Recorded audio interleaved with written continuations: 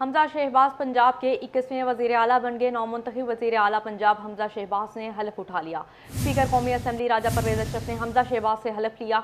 हमजा शहबाज सबसे कम उम्र वज़ीर आला पंजाब मुंतखब हुए हैं। हमजा शहबाज ने 48 साल की उम्र में वज़ीर आला का हलफ उठाया। हमजा शहबाज शरीफ ख़ानदान के तीसरे फ़र्द हैं जो पंजाब के वज़ीर आला मुंतखब हुए। हमजा शहबाज के ताया और नवाज शरीफ 1985 में पंजाब के 9वें वज़ीर आला बने थे। हमजा शहबाज के वालिद शहबाज शरीफ 1997 में वज़ीर आला बने। शहबाज शरीफ 1997 से 1998 तक वज़ीर आला रहे। 2008 में शहबाज शरीफ एक मरतबा फिर वज़ीर आला मुंतखब हुए। 2013 के इंतखाबात में एक बार फिर शहबाज शरीफ वज़ीर आला पंजाब बने। 2022 में पंजाब के पिकअप हमजा शहबाज के सर पर उठे। मज़ीद तफसीलात जानते हैं।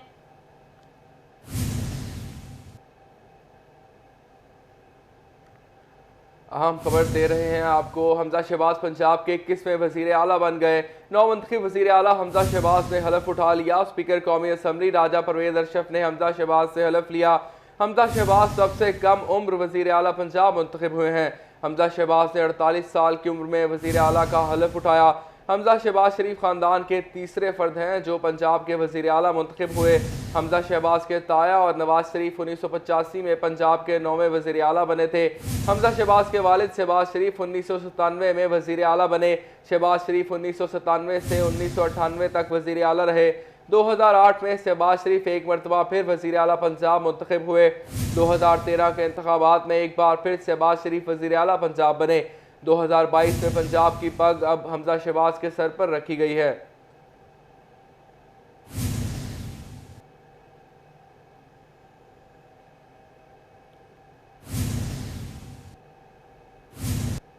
महकमा SNGAD ने हमजा शहबाज के वज़ीर आला बनने का नोटिफिकेशन जारी कर दिया। सरदार उस्मान बुज़दार को बाज़ाब्ता तौर पर ओहदे से हटा दिया गया। महकमा SNGAD ने अदालत के हुक्म पर हमजा शहबाज शरीफ के हलफ लेने पर उन्हें वज़ीर आला पंजाब बनाने का नोटिफिकेशन जारी कर दिया है। नोटिफिकेशन स्पीकर कौमी असम्बली राजा परवेज़ अशरफ के हलफ लेने पर जारी किया गया है। साथ साथ हुकूमत पंजाब ने सरदार उस्मान बुज़दार को उनके ओहदे से हटाने का नोटिफिकेशन भी जारी कर दिया है। ये नोटिफिकेशन महकमा SNGAD ने जारी किया है। टोबा टैक्सिंग में महकमा रेलवे के मुलाजमिन को हुकूमती ऐलान के बावजूद तनख्वाह ना मिल सकी। रेलवे मुलाजमिन का स्टेशन पर एहतजाज। वज़ीर रेलवे से फौरी तौर पर तनख्वाहों की अदायगी का मुतालबा कर दिया। मुबश्शिर हसन नकवी से मज़ीद जानते हैं। जी मुबश्शिर, आगाह कीजिएगा। ने सरकारी मुलाजमिन को तनख्वाहें बर वक्त देने का ऐलान किया था, लेकिन टोबा टैक्सिंग में रेलवे के मुलाजमिन को तनख्वाहें अभी तक नहीं मिल सकी हैं, जिसकी वजह से वो परेशान है। उनका ये कहना है कि ईद सर पर है और उनको तनख्वाहों की अदायगी नहीं हो सकी है, जिस पर उन्होंने यहाँ पर एहतजाज भी किया और वज़ीर रेलवे से मुतालबा किया है कि सूरत हाल का नोटिस लिया जाए। रेलवे मुलाजमिन से बात भी करते हैं और जानते हैं। सर, आप बताइएगा कितने मुलाजमिन आपके ऐसे हैं यहाँ पर जिनको तनख्वाहें नहीं मिली हैं, ईद सर पर है, क्या परेशानी हो रही है? हमारे यहाँ तकरीबन 20 मुलाजिम हैं। तो महंगाई का दौर है, तो हर चीज़ जो है वो मुलाजिम ने तनख्वाह पर के इंसार करता है मुलाजिम। तो ईद फीस सर पे इन्होंने हमें बिफोर सैलरी देने का वादा किया था फादर रफीक साहब ने, रेलवे मिनिस्टर ने 27 तारीख को। वो 27 तारीख भी गुजर गई। अब आगे यकम एक ही छुट्टी आ जाएगी, संडे आ जाएगा। उसके अगले दिन ईद होगी। हम इंतज़ामिया से और शेख फादर रफीक साहब से पुरज़ोर मुतालबा करते हैं कि हमारे मुलाजिम को जल्द से जल्द आज जो है उनकी तनख्वाहें रिलीज़ की जाएँ, ताकि वो ईद की खुशियों में अपने बच्चों समेत शामिल हो सकें। आज बिल्कुल तनख्वाहों की अदायगी का मुतालबा किया गया। आप बताएगा कि कितने बच्चे हैं आपके ईद तो सर पे, किस तरह आप लोगों ने कपड़े वगैरह सिलवाए हैं, क्या किया आपने फिर? मेरे माशाल्लाह 5 बच्चे हैं। मैं सिग्नल डिपार्टमेंट से मेरा ताल्लुक़ है और हमारे सबसे मुश्किल तरीन मसला ये है हमारा कि हम 24 आवर के मुलाजिम हैं। ये हमारे ट्रैफिक के मुलाजमिन ये तो 8 घंटे या 10 घंटे या 12 घंटे ड्यूटी करके चले जाते हैं। हम 24 आवर के मुलाजमिन हैं। हमें ये सैलरी का मसला है कि हम दूसरे बंदे जो है दूसरे शोबों से जो भी तल्लुकात रखते हैं वो कुछ ना कुछ और कर सकते हैं। हम 24 आवर के मुलाजमिन हैं। हमें तो सैलरी की इतनी टेंशन है कि ईद सर पे है और बच्चों का मसला है, कपड़े लेने हैं। अभी तक कोई मसला हल नहीं हो सका हमारा। हम सादर रफीक साहब से मुतालबा करते हैं कि काइंडली ये हमारे हालात पे कुछ गौर करें ताकि हमें हमारे हालात भी बेहतर हो सके। अच्छा, बिल्कुल रेलवे मुलाजमीन ईद फितर के हवाले से अपने बच्चों की खरीदारी नहीं कर सके हैं, परेशान दिखाई दे रहे हैं और उनका ये कहना है कि ईद जो है वो सर पर है और वज़ीर रेलवे सूरत हाल का जो है वो नोटिस लें, फिलफौर इनकी तनख्वाहें अदा की जाएँ ताकि अपने बच्चों के साथ ईद की खुशियाँ मना सकें। बहुत शुक्रिया मुबशिर हसन नकवी हमें अपडेट करने के लिए। पाकिस्तान पोस्ट की नाअहली या लापरवाही, सैकड़ों अफराद को पासपोर्ट न मिल सके। 27 अप्रैल को इस्लामाबाद से भिजवाए गए पासपोर्ट का बंडल ताहाल रीजनल पासपोर्ट ऑफिस न पहुँच सके। मज़ीद तफसीलात जानते हैं वकास बेग से। वकास आगाह कीजिएगा। जी बिल्कुल, फैसलाबाद में पाकिस्तान पोस्ट की नाअहली के बायस सैकड़ों अफराद के पासपोर्ट जो हैं वो 3 रोज़ बाद भी उन्हें ना मिल सके। इस हवाले से मैं बताते चलूँ कि पासपोर्ट ज़राए का ये कहना है कि 27 तारीख को इस्लामाबाद पासपोर्ट हेडक्वार्टर से डिस्पैच होने वाले तमाम तर पासपोर्ट जो हैं वो आज तक जो है फैसलाबाद पासपोर्ट ऑफिस के हवाले नहीं किए जा सके। इस हवाले से फैसलाबाद पासपोर्ट ऑफिस की जानिब से बाकायदा लेटर लिखा गया है पोस्ट मास्टर को भी कि क्यों डाक जो है वो ताख़ीर का शिकार हुई है, लेकिन इस हवाले से पाकिस्तान पोस्ट के पास किसी किस्म का कोई जवाब मौजूद नहीं है। गुज़िश्ता 2 रोज़ से पाकिस्तान पोस्ट की जानिब से ये इतला दी गई कि पासपोर्ट फैसलाबाद पहुँचने वाले जो हैं वो गलती से लाहौर में चले गए हैं, जिसके बाद 2 दिन से टाइम दिया जा रहा है, जबकि पासपोर्ट वसूल करने वाले अफराद जो हैं जिन्हें अर्जेंट पासपोर्ट की ज़रूरत थी उन्होंने पासपोर्ट बनवाए थे। 344 से ज़ायद ऐसे अफराद हैं जिन्हें पासपोर्ट जो है वो 28 तारीख को वसूल करने थे, लेकिन आज 30 तारीख हो जाने के बावजूद जो है वो पासपोर्ट वसूल नहीं कर सके। इस हवाले से पासपोर्ट ज़राए का ये कहना है कि ना सिर्फ Faisalabad passport regional passport office बल्कि इसके साथ साथ फैसलाबाद एग्जीक्यूटिव पासपोर्ट ऑफिस की डाक जो है वो भी ताख़ीर का शिकार है। और यह वाक़या पिछले 15 दिनों के अंदर तीसरी बार हुआ है कि पाकिस्तान पोस्ट की जानिब से इस्लामाबाद से तो पासपोर्ट कलेक्ट कर लिए जाते हैं लेकिन मुतल्लका ज़िले में नहीं पहुँचते। इस हवाले से बाकायदा लेटर लिखा गया है फैसलाबाद रीजनल पासपोर्ट ऑफिस की जानिब से पाकिस्तान पोस्ट ऑफिस को कि लेटर जो है जल्द से जल्द जो है वो प्रोवाइड किए जाएँ, चूँकि आज आखिरी दिन होने के बाद जो है वह आखिरी वर्किंग डे है, इसके बाद ईद की तातीलात जो हैं वो शुरू हो जाएंगी।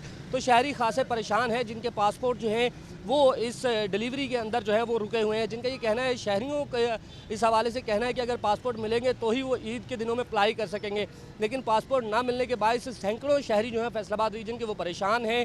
ना सिर्फ फैसलाबाद रीजनल पासपोर्ट ऑफिस के बल्कि इसके साथ साथ पासपोर्ट एग्जीक्यूटिव ऑफिस के जो पोस्ट ऑफिस की जानिब से मिलने वाली डाक है वो भी ताख़ीर का शिकार होने के बायस 344 रीजनल पासपोर्ट ऑफिस के जबकि 212 के करीब एग्जीक्यूटिव पासपोर्ट ऑफिस के पासपोर्ट जो हैं वो ताहाल मौसूल नहीं हो सके, जिसके बाद शहरी भी खासे परेशान है जबकि पासपोर्ट ऑफिस का अमला जो है वो भी खासा परेशान है, जिनका ये कहना है कि मुकर्ररा वक्त पर पासपोर्ट लेने आने वाले शहरियों के लिए जो है वो मुश्किलात का सामना है। तो ऑफिस अमला के लिए भी उनको संभालना मुश्किलात का सामना है कि किस तरह से उनको ये कहा जाए कि आपके पासपोर्ट जो है वो ताहाल हमें अपडेट करने के लिए। बिजली बहरान शिद्दत इख्तियार कर गया। फैसलाबाद डिवीजन में बिजली की गैर एलानिया लोड शेडिंग जारी।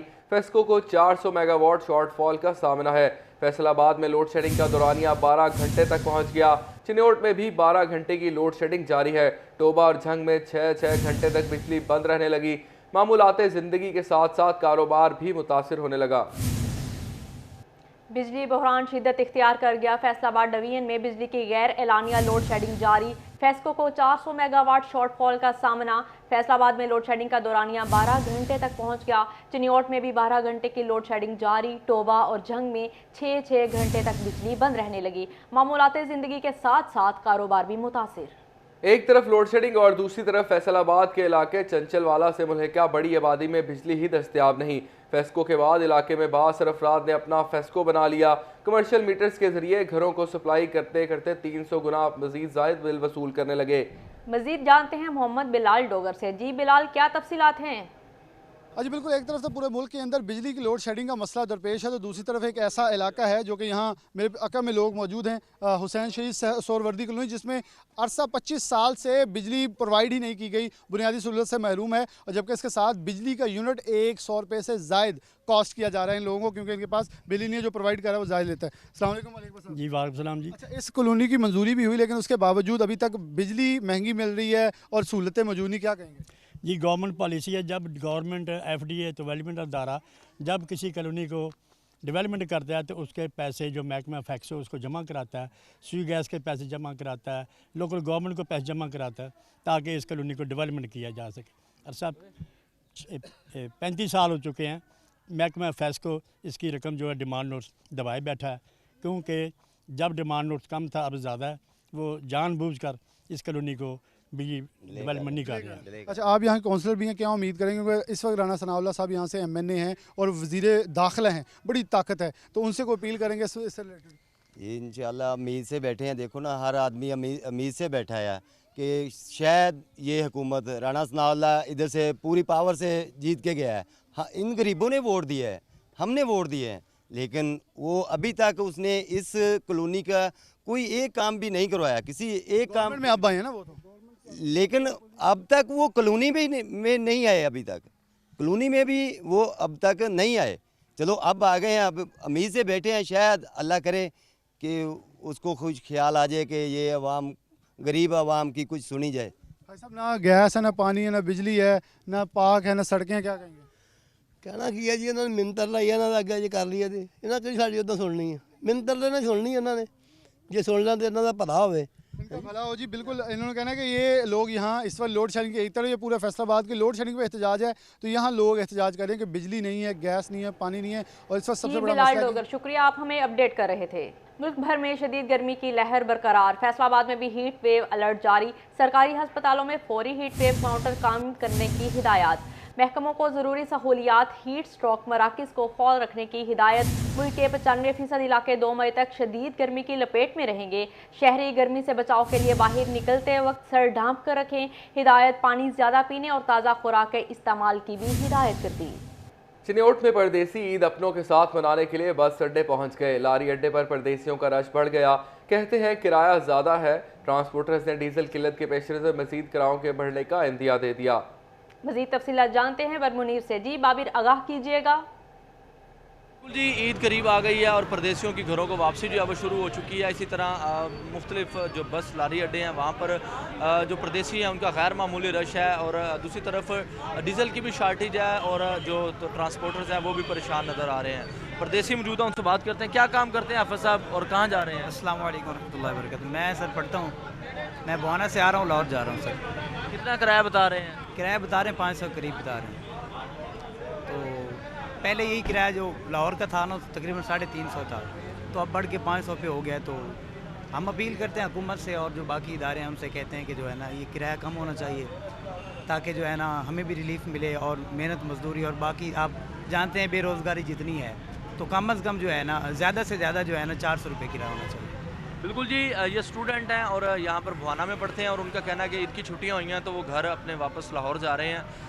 तो 500 रुपये जो है वो किराया है। इससे कबल 350 रुपये किराया था, जो अब महंगाई की वजह से पेट्रोलियम मसनूआत की कीमतें बढ़ी हैं, डीज़ल की कीमत जो है वो बढ़ गई है। तो अब वो मुतालबा करें कि ज़्यादा से ज़्यादा किराया जो है वो 400 रुपये तक होना चाहिए। ट्रांसपोर्टर भी मौजूद हैं। जी बाबर, शुक्रिया, आप हमें अपडेट करें। ईद उल फितर में चंद दिन बाकी, फैसलाबाद की मार्केटों में रौनकें अरूज पर। जूते, कपड़े, ज्वेलरी, मेकअप सामान की दुकानों पर रश। खरीदारों का कहना है कि दुकानदारों ने ईद के मौके पर अशिया के निर्खों में 50 से 70% का खुद साख्ता इजाफा कर दिया।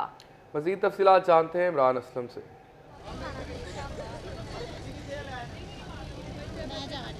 जी बिल्कुल, ईद उल फितर की आमद है। ऐसे में शहरियों ने बाज़ारों मार्केटों का रुख किया है, और सबसे बड़ी बात यह है कि ईद उल फितर की आमद के मौका पर ख़वातीन की जो शॉपिंग है वो ना हो तो ईद उल फितर अधूरी रह जाती है। ख़वातीन की जो शॉपिंग है वो काबिल दीदी देखने नज़र आई हैं। हमारे साथ यहाँ पर ख़वातीन मौजूद हैं जो शॉपिंग कर रही हैं, ज्वेलरीज और मेहंदी वगैरह ख़रीद रही हैं। ख़वातीन से बात करते हैं। से बताइएगा यहाँ पर कौन सी ख़रीदारी की और रेट क्या है? पहले से रेट ज़्यादा हैं, ठीक है। बिल्कुल भी कहते हैं कि हुकूमत चेंज होगी तो हम दोबारा महंगाई कम होगी। महंगाई बिल्कुल नहीं कम हुई, बल्कि 1 घंटा लाइट आती है और 1 घंटा चली जाती है। उसमें इंसान रोज़ा क्या रखे या कुछ क्या करे, ना कोई घर का काम होता है ना रोज़ा रखा जाता है। अब गर्मी की शिद्दत इतनी ज़्यादा है कि शॉपिंग करना भी महाल हो गई, और जौन सी चीज़ को हाथ लगाए एक से बढ़ के एक चीज़ मिलती महंगी है। इंसान ख़रीदारी क्या करे इसमें। बिल्कुल, ख़वातीन शिकवा करती नज़र आ रही हैं। आप बताइएगा कौन सी ख़रीदारी की और क्या रेट है? मैं कपड़े रमज़ान से पहले जो रेट थे, इन्होंने अब वही कपड़े जो हैं, जो 2500 का सूट था वही इन्होंने 4-4 हज़ार में कर दिया। 50% इन्होंने ज़्यादा महंगाई कर दी है। तो क्या हमारे लिए क्या हुकूमत ने किया? हम हुकूमत ने मेरा नहीं ख्याल कुछ किया, कोई फ़ायदा नहीं हुआ हमें ना इस हुकूमत का। लाइट भी इतना तंग कर रही है, इतना जलील हो रहे हैं रोज़े के साथ, और महंगाई इतनी है कि कोई चीज़ हम ले नहीं सकते। जिस चीज़ को हाथ लगाते हैं दिल करता है छोड़ दो, रहने ही दो। जी बिल्कुल, महंगाई की वजह से शहरी परेशान दिखाई दे रहे हैं। हमारे साथ बच्चे भी मौजूद हैं जो अपनी फैमिलीज़ के हमरा हुए हैं। बेटा, आप क्या ख़रीदा है और किन के साथ आए हैं? मम्मा और डैडी के साथ। क्या खरीदा अभी तक? क्या लिया? जूता। जी बिल्कुल, अगर हम बात करें रश की तो फैसलाबाद के जो अनारकली समेत दीगर शॉपिंग बाज़ार हैं वहाँ पर ख़वातीन का और शहरियों का बहुत ज़्यादा रश है। ख़वातीन जो है वो ईद उल फितर की ख़रीदारी में मसरूफ़ अमल दिखाई दे रही हैं। ऐसे में जो दुकानदारों की जानब से खुद साख्ता महंगाई कर दी गई है, जिसकी वजह से जो है वो अशिया खुद नोश में जो है वो 50 से 70% तक इजाफा कर दिया है। और अगर हम बात करें तो फैसलाबाद में मुख्तलिफ मार्केट्स में जो है वो ख़वातीन इस वक्त शॉपिंग कर रही हैं। ईद उल फितर की हवाले से ख़वातीन का जो रश है वो काबिल दीद देखने को मिल रहा है। ख़वातीन ज्वेलरीज और मेहंदी वगैरह ख़रीद रही हैं, उसके साथ साथ बच्चों के लिए कपड़े भी ख़रीद रही हैं। और ऐसे में जो है वो मनपसंद जो है वो बैंगल्स जितनी भी हैं वो ख़रीद रही हैं। फैसलाबाद के बेशर बाज़ारों में जो है इस वक्त जो है सूरत हाल देखने को मिली है। और ऐसे में ख़वातीन की जानब से कहा गया है कि जो ईयर की अगर हम कंपेयर करें तो इस साल जो है वो अशिया खुद नोशों में 50 से 70% इजाफा हुआ है। दूसरी जानब जो है वो ख़वातीन घरों से तो निकली हैं, लेकिन शॉपिंग की वजह से जो है बिजली की लोड शेडिंग की वजह से जो ख़वातीन बाज़ारों में जो है वो नाराज़ दिखाई दे रही हैं। दुकानदार भी मौजूद हैं, उनसे बातचीत करने की कोशिश करते हैं। अच्छा बताइएगा कि शहरियों का शिकवा है को इस साल जो है वो 50 से 70% चीज़ें महंगी कर दी गई हैं। जी महंगी तो नहीं है, असल में ना पीछे से ही रेट इतने हो गए हैं, प्राइस तेज़ हो गए हैं। ये हमारा का हम तो नहीं इतना, हमारा तो बिल्कुल जो पहले मार्जिन था उससे भी कम हो गया है। हमारा रेट बहुत मुनासिब है, बाज़ार से बहुत कम रेट है हमारा। तो पीछे मार्केट में भी कोई इस तरह को मामलात है, अभी तेज़ी हो गई है। तो जब से हुकूमत तब्दील हुई है ना, को बिजली लाइट बहुत जाने लगी है, डिमांड ज़्यादा है, रिक्वायरमेंट ज़्यादा है। तो जो उस्मान गुलजार साहब है वो हमारे सामने वो जो बिल्कुल डिमांड ज़्यादा है। ऐसे में दुकानदार अपनी जगह पर जो है वो रोना रो रहे हैं और ख़वातीन और शहरियों का ये शिकवा है कि जो चीज़ें महंगी कर दी गई हैं। अगर हम बात करें तो ख़वातीन की किसी तादाद यहाँ पर लेने आई है। हमारे साथ बच्चे मौजूद हैं। अस्सलाम वालेकुम बेटा, क्या ख़रीदने आए हो? बिजली। क्या बेंगल्स मेहंदी वगैरह क्या ख़रीदने आए हो? सब कुछ इनके साथ आए हो? मम्मा के साथ। जी बिल्कुल, आज फैमिलीज़ के यहाँ पर बच्चे ख़वातीन जो है वो किसी तादाद में शॉपिंग करने में आए हुए हैं। फैसलाबाद इस वक्त जो है वो सत्याना रोड समेत दीगर शहर के जितने भी शॉपिंग मॉल्स हैं वहाँ पर शहरियों का रश जो है वो भरपूर तरीके से जो है तफसीलात से आगाह कर रहे थे। ईद उल फितर पर सिक्योरिटी सूरत हाल को बेहतर बनाने के लिए DPO झंग की ज़ेर सदारत इजलास। कहते हैं अमन अमान का क़याम, लोगों की जान माल की हिफाजत अव्वलीन तरजीह है। जराइम पेशा नासिर के खिलाफ गिरफ्तारियाँ अमल में लाई जाएँ, जबकि नाजायज़ असलहा, हवाई फायरिंग और मुनशियात के खिलाफ मुहिम शुरू करने का फैसला।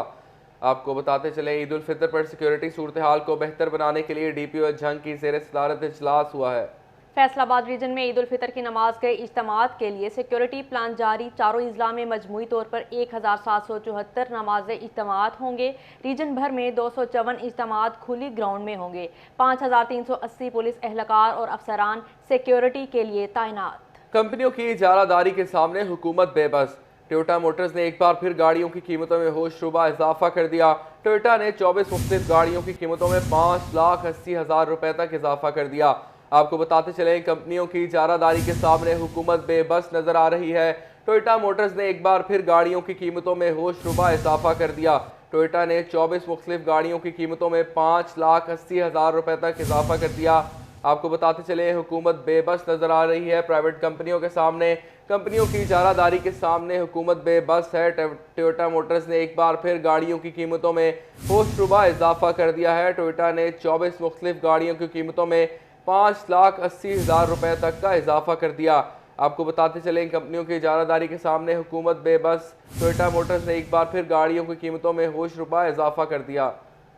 कंपनियों की इजारादारी के सामने हुकूमत बेबस। टोयोटा मोटर्स ने एक बार फिर गाड़ियों की कीमतों में होशरुबा इजाफा कर दिया। टोयोटा ने 24 मुख्तलिफ गाड़ियों की कीमतों में 5,80,000 रुपए तक इजाफा कर दिया। मजीद तफसीलात जानते हैं सईद अहमद से। जी सईद, आगाह कीजिएगा।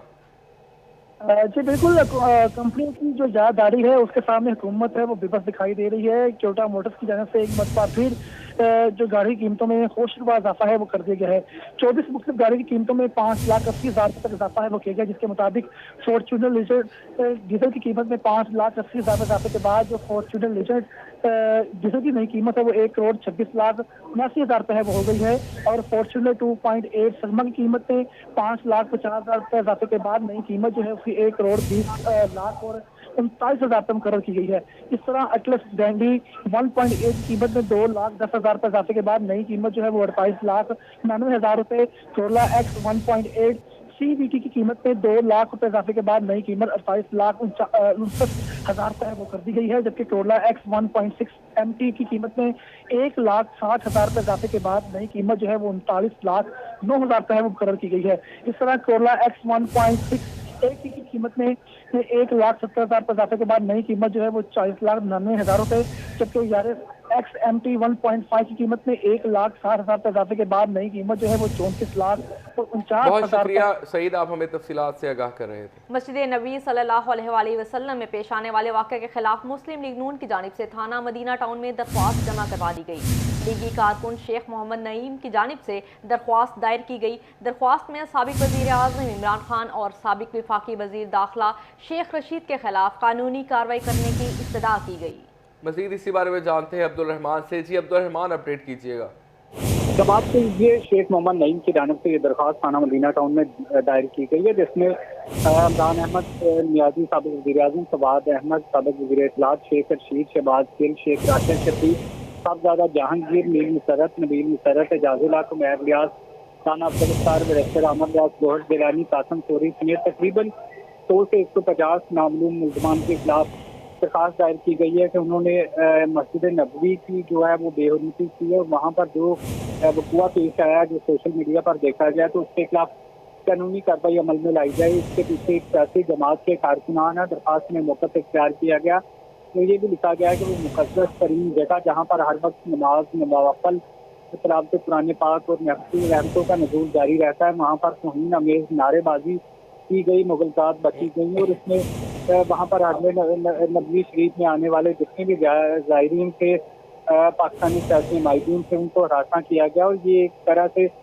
जो शायर इस्लाम की अंजाम दही से ज़बरदस्ती रोका गया, जिसके गवाह भी मौजूद हैं। पूरी दुनिया में अरबों मुसलमानों के जज्बात मशरूब हुए हैं और अब ये पता चला कि एक सोची समझी टीम की एक साजिश मनसूबाबंदी के तहत किया गया और इसमें पाकिस्तान तहरीक इंसाफ के सोशल मीडिया अकाउंट ने इसे अपनी सतह से ताबीर किया है, जिस पर अब उनके खिलाफ कानूनी कार्रवाई की दरख्वास्त दी गई है कि जिसमें हरम नबवी शरीफ और रोज़ा रसूल की जो हुर्मत है उसको पामाल करने और मस्जिद नबवी शरीफ में मौजूद पाकिस्तानी माहिदीन समेत हज़ारों मुसलमानों को हरासा करने और उनकी इबादत की अंजाम दही में ज़बरदस्ती रुकावट डालने पर तमाम लोग जो लिखे गए उनके खिलाफ कानूनी कार्रवाई की दरख्वास्त की गई है ताकि आइंदा से कोई भी इस तरह से ये वक़ुआ पेश ना आए और जो तकरीबन जो साहिल समेत करोड़ों आशिकान रसूल के जो जज्बात मजरूह हुए हैं तो इस सिलसिले में दरख्वास्त की गई है कि ताज़ीरात पाकिस्तान के मुख्तलिफ दफात बशमूल 295, 295, 296 के तहत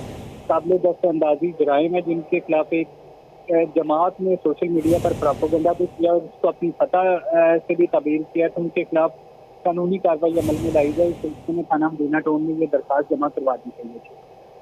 बहुत शुक्रिया अब्दुल रहमान, आप हमें तफसीलात से आगाह कर रहे थे। आगे बढ़े और आपको बताएं, अदालत आलिया का FIRs को मैनुअल भी इंदराज और महफूज रखने का हुक्म। रावलपिंडी बेंच ने एक केस की समाअत के दौरान मैनुअल तरीकाकार बहाल करने का हुक्म दिया। IG पंजाब की आज से ही कंप्यूटराइज के साथ साथ FIR दर्ज करने की हिदायत। अदालत के अहकामात पर फिलफौर अमल दरामद करके रिपोर्ट भिजवाई जाए। आगे बढ़े और आपको बताएं, अदालत आलिया का FIRs को मैनुअल भी इंदराज और महफूज रखने का हुक्म। रावलपिंडी बेंच ने एक केस की समाअत के दौरान मैनुअल तरीकाकार बहाल करने का हुक्म दिया। IG पंजाब की आज से ही कंप्यूटराइज के साथ साथ FIR दर्ज करने की हिदायत। अदालत के अहकामात पर फिलफौर अमल दरामद करके रिपोर्ट भिजवाई जाए। Regional police officer Imran Mahmood ने अर्दल रूम का इनेकाद, शोकाज नोटिस और हिलों की समाअत के लिए अहलकार अर्दल रूम में पेश। सब इंस्पेक्टर कमर जमान को 10,000 रुपये जुर्माने की सजा का हुक्म। ASI जहांगीर की 3 साल के लिए तरक्की रोक ली गई। कांस्टेबल आसिम की 1 साल की सर्विस जब्त। अहलकार को संशोर का हुक्म। 19 अहलकारों ने 44 अपीलें मंजूर करने की इस्तदा की, 7 अपीलें मुस्तरद की और 37 अपीलें मंजूर करके सजाएं खत्म की गईं। चिन्योट में डिप्टी कमिश्नर की ज़ेर सदारत रेवेन्यू अफसरान और महकमा खुराक के अफसरान का इजलास। गंदुम खरीदारी मुहिम पर अमल दरामद की पेशरफ्त बारे ब्रीफिंग ली। मुहिम की कड़ी मॉनिटरिंग और बारदाना की शफाफ और मुनसिफाना तकसीम यकीनी बनाने और ज़रूरी इंतजामात को हमा वक्त बरकरार देने की ताकीद।